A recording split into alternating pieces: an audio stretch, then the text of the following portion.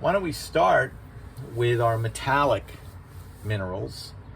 And if we look at the properties of common minerals, we find that in fact there's not very many that have metallic luster. They're all right up here at the top, 1, 2, 3, 4, with one that has either metallic or non-metallic. And so we'll be able to narrow down quickly whether or not we have either graphite, galena, magnetite, pyrite, or hematite.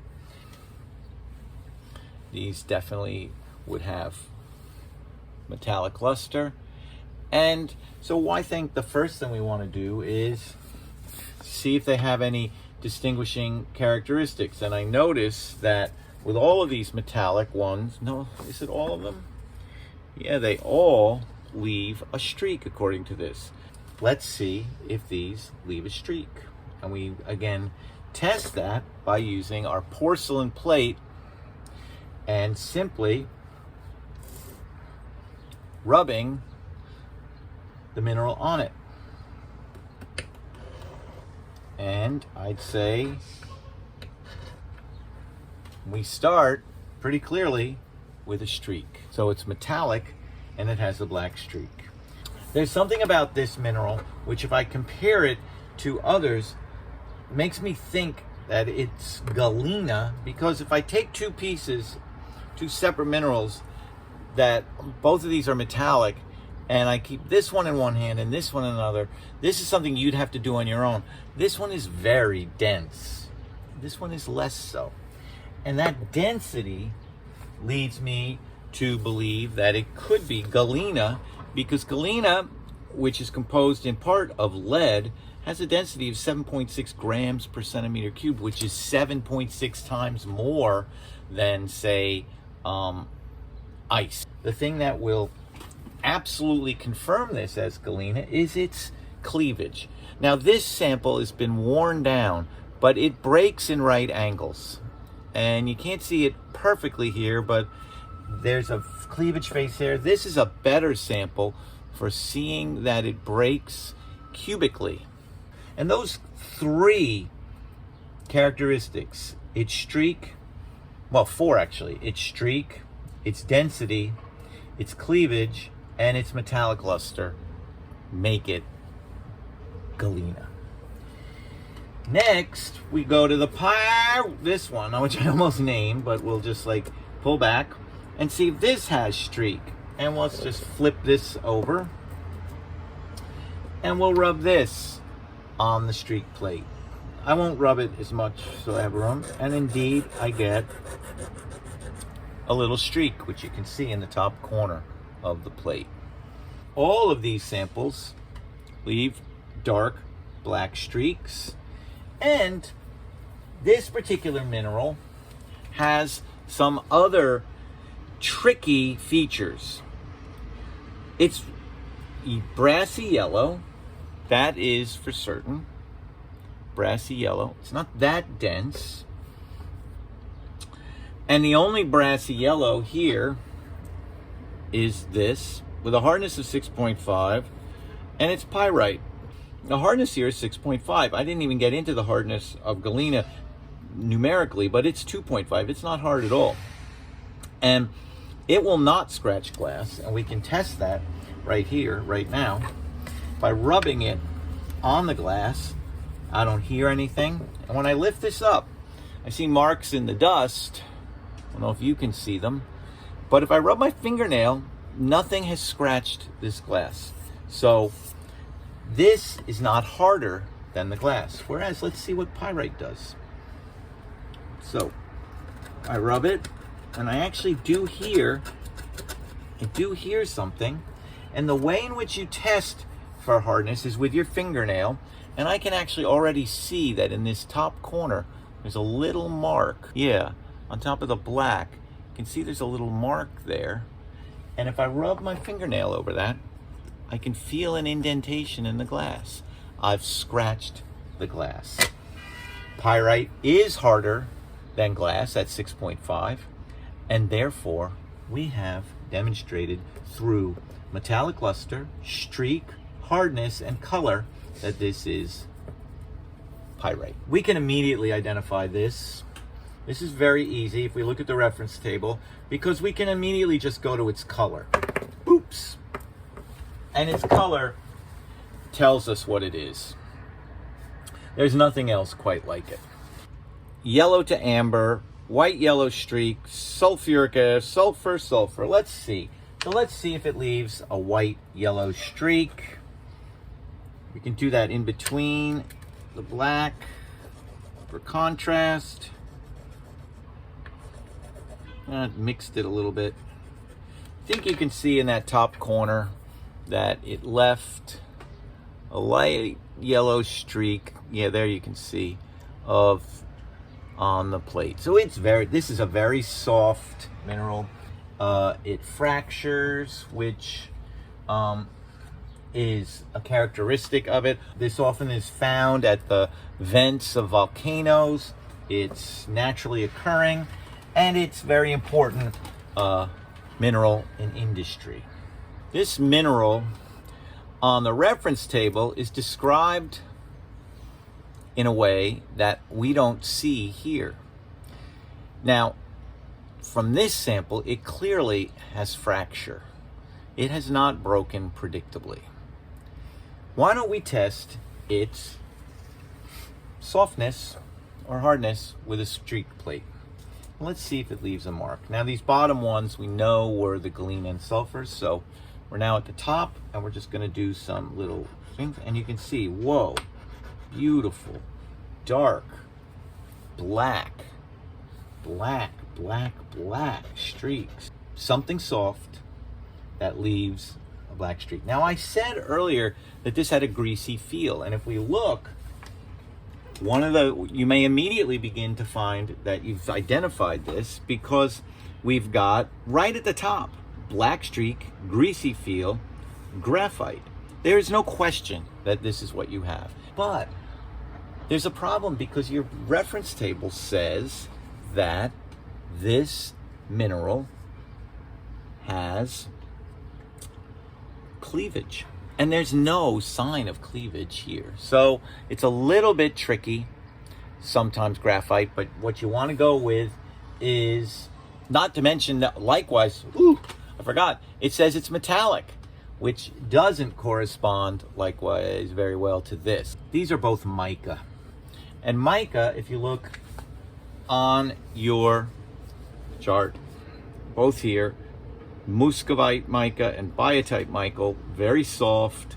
And the reason that you know that you're in mica land is because you've got these flexible, thin sheets, almost, as I said earlier, as if you had pieces of plastic that you'd found. I mean, they are so, they are polymers in a way that we wouldn't, that they match the notion of an organic compound that we would make in a laboratory that we call a polymer, which is a repetitious group of compounds that makes a plastic.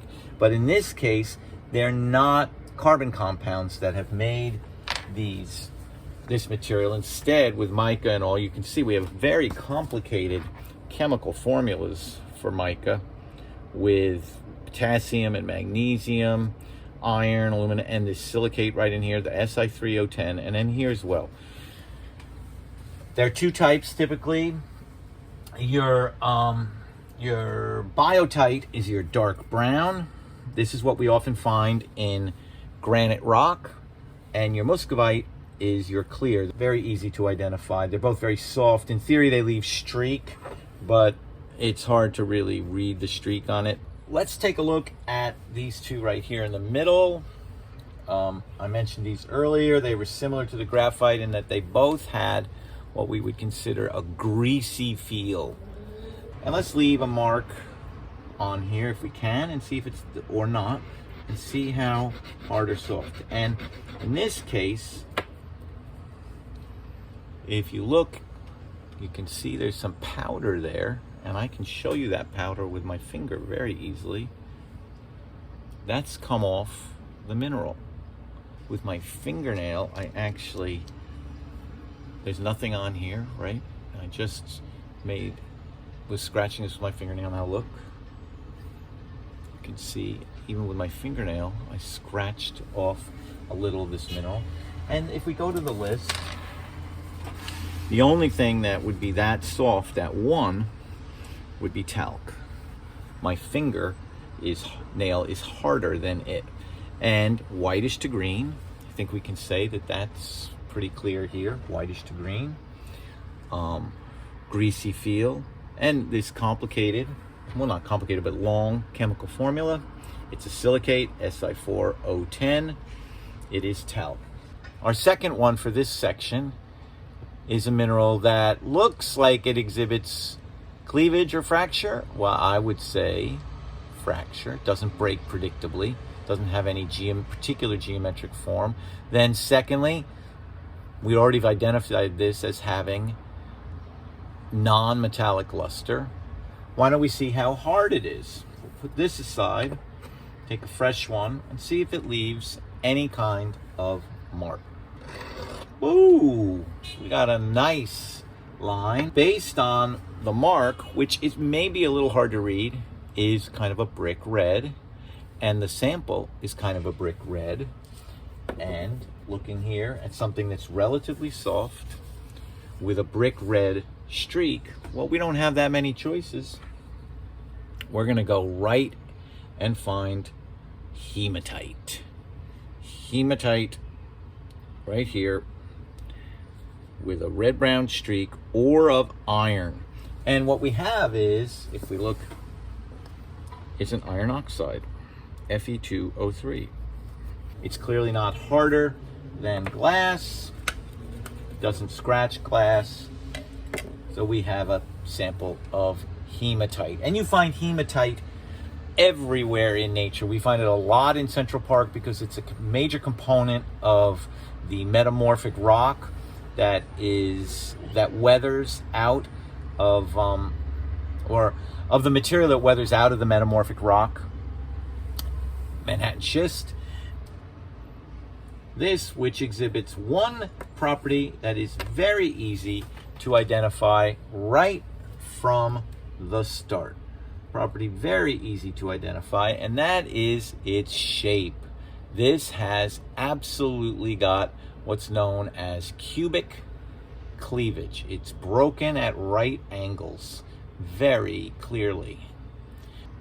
Cubic cleavage, oh, salty taste. Well, I could check that. Let's also just, though, determine whether or not we could check anything else. So we had salty taste. How hard is it? Very soft. So let's see if it leaves a streak. So we've used that plate. We've used this plate. Let's use the top corner up here. And when I do that, I rub, and you might be able to see, I think you can, there's a little powder there. And if I take that, I see that powder on my finger. It's softer than here. Then, dare I dare. Salty taste. There is no question. We have halite, cubic cleavage, salty taste. Now, I don't worry about putting my tongue on the very tip corner of a piece of halite, because halite does not have this bacteria, virus. They don't like salt. That's one of the reasons historically people salted food, was to stop the growth of bacteria. So now we have the lovely mineral halite that we can put over here. Let's take care of these minerals right in the middle. These three samples that seem to have a quality. Two that'll made us put them together. One of the qualities, if we remember, was their non-metallic luster. And a second quality was that they have appeared to fracture as opposed to cleave. So, as we have with others, we have our streak plate. Let's see if these leave a streak. And we rub. Ooh, hear that? That's not the sound of streak. That's the sound of the porcelain being abraded. And if I rub my finger on that section of the streak plate, nothing comes up. Nothing came off of the mineral this mineral is harder than the streak plate. Non-metallic, fracture with a hardness greater than 5.5. And if we go down, we see we don't have that much that doesn't cleave that is greater than 5.5. 5.5 is in around here. So we only have a few samples here. We've got olivine, quartz, and garnet. Garnet is red, olivine is green. So I'd say we have quartz, but let's do a couple more tests and just make sure. The one absolute test that we can do is this scratch test. And we had our scratch on this corner. Let's try this corner now without breaking the glass and see what happens. You hear that sound? That's the sound of scratching glass. And again, we put this black behind it, and I think you can see where the glass right in here has been scratched. But the way to really tell is to take your fingernail and rub your fingernail over it, and you'll feel the scratch in the glass, and I do indeed. So this is harder than glass, fractures, has the right color, even though quartz is a very variable mineral. And I showed you in a slideshow a lot of different colors of quartz. So, you know, oh, Mr. Bergen, it could be red, it could be green. Now, in this case, the most common forms of quartz are colorless to white. I think we have, without any doubt, little pieces of quartz that have a hardness of 7.